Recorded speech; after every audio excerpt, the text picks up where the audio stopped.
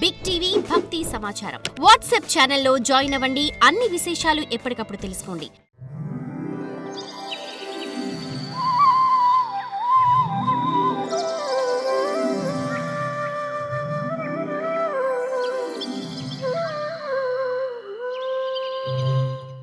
కౌరవుల పూర్వపుణ్యం చేత వారికి విదురుడు లభించాడు. ఇప్పుడు ఆయన దుర్యోధనుడి మాటలను నొచ్చుకొని హస్తినాపురం నుండి బయలుదేరి వెళ్ళిపోయాడు. పుణ్యాన్ని సంపాదించుకోవాలి అనేటువంటి కోరికతో భూమిలోని అనేక క్షేత్రాలను దర్శించాడు. గంగా మొదలైన తీర్థాలు శ్రీహరి పాదం నుండి జన్మించాయి. ఆ శ్రీహరి ఆయా క్షేత్రాల్లో అనేక రూపాలను ధరించి వెలిగిపోతున్నాడు.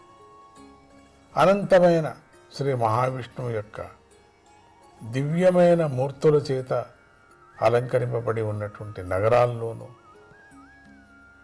పవిత్రాలైన ఉద్యానవనాల్లోనూ, పర్వతాల్లోనూ, పొదరిళ్లలోనూ, బురదలేని నీరుగల నదులయందు, సరస్సులయందు, తీర్థ ప్రదేశాల్లోనూ కూడా ఆ విదురుడు ఒంటరిగా సంచరించాడు.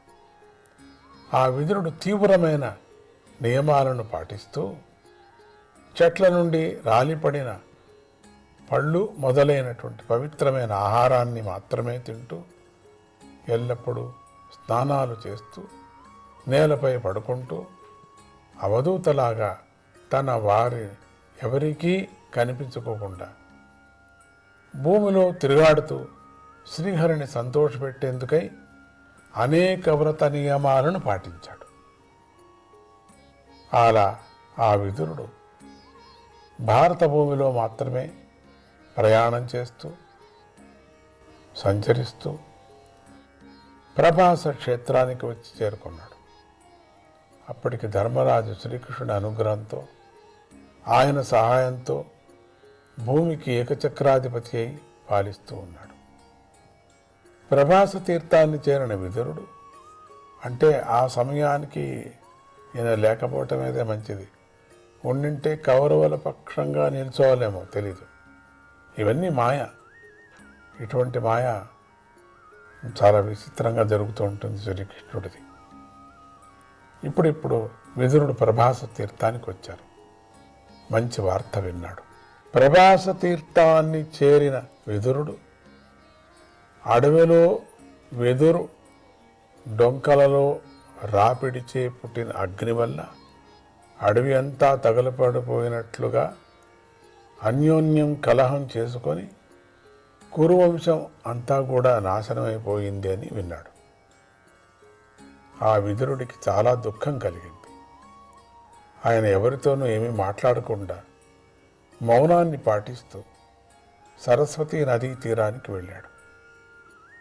అలా సరస్వతీ నదీ తీరానికి చేరిన విదురుడు త్రితుడు, ఉశనసుడు, మనువు, పృథువు, అగ్ని, అసితుడు, వాయుదేవుడు, సుధాసుడు, గోవులు, గుహుడు, శ్రద్ధాదేవుడు అనే పేర్లతో ప్రసిద్ధి చెందిన తీర్థాలను సేవించాడు.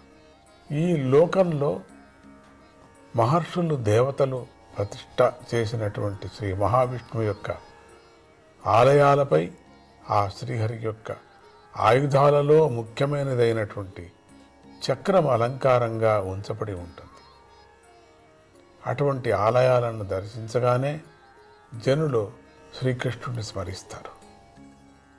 అటువంటి ఆలయాలను ఎన్నిటినో విదురుడు దర్శించాడు.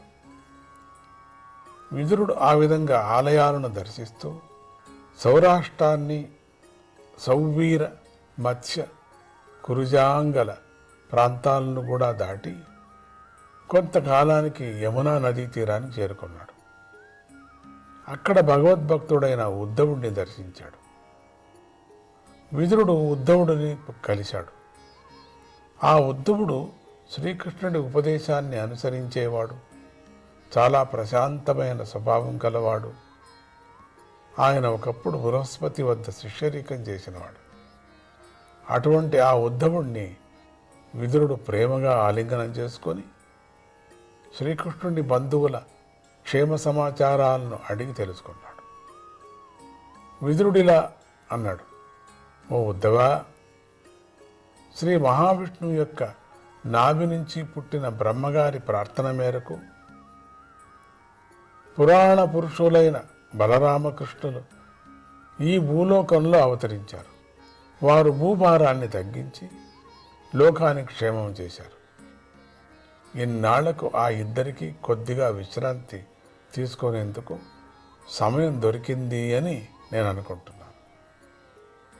ఆ ఇద్దరు వసుదేవుని ఇంటిలో క్షేమంగానే ఉన్నారు కదా.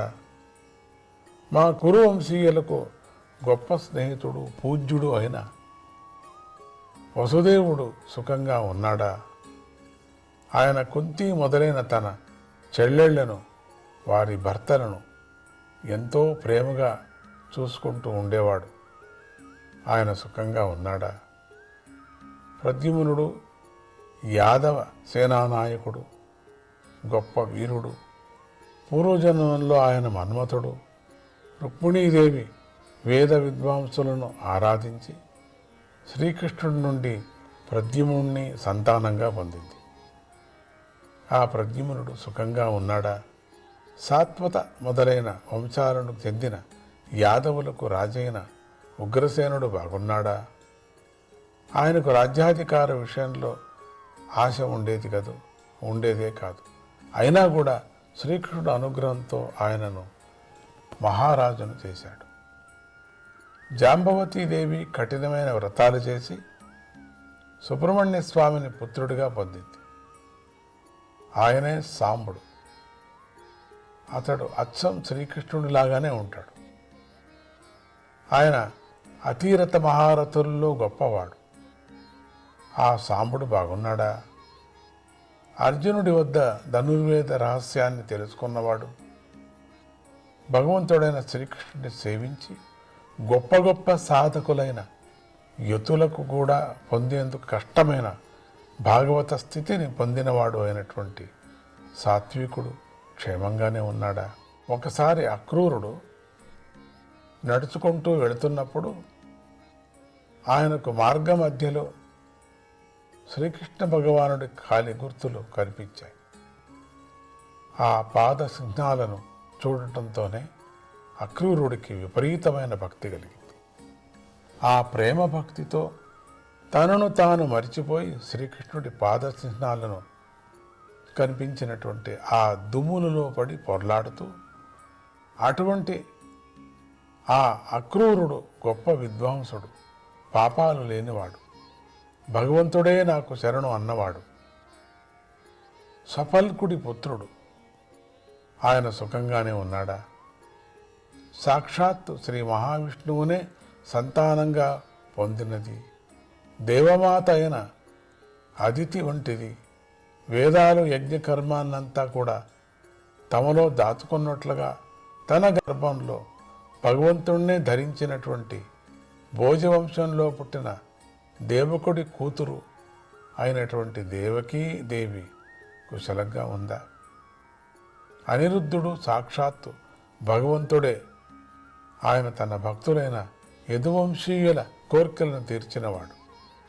ఎవరి నుండి వేదాలు పుట్టాయో ఆ మహావిష్ణువు యొక్క 4వ అంశమే అనిరుద్ధుడు అని పండితులు చెబుతున్నారు.